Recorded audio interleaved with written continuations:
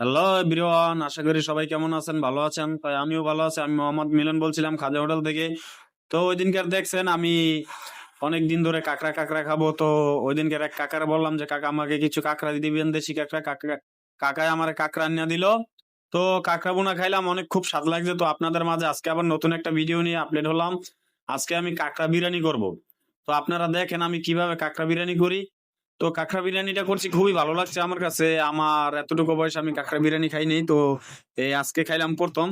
তো খুবই ভালো লাগছে। তো আমার সাথে যারা খাইছে তারাও কইছে খুবই ভালো হয়েছে কাঁকড়াটা।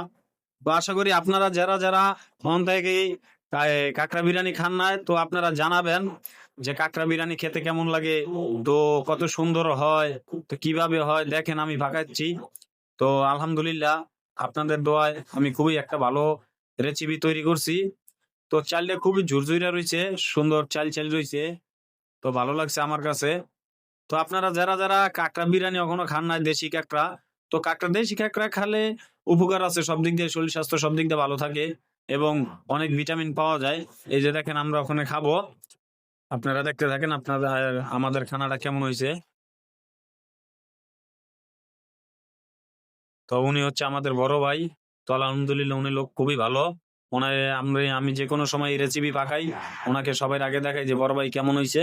ওনায় বলে না খুব সুন্দর হয়েছে। তারপর আমি কিছু নিলাম, আমি নেওয়ার পরে মাশাল্লাহ, আলহামদুলিল্লাহ এত সুন্দর খানা তৈরি হচ্ছে যে আমি এতটুকু আলহামদুলিল্লাহ আল্লাহর কাছে শুকরিয়া যে আমি এত সুন্দর ভালো পাক করতে পারি, আমি নিজেও পরিকল্পনা করতে পারি নাই। তো এবার আমি খুবই ভালো খাইলাম।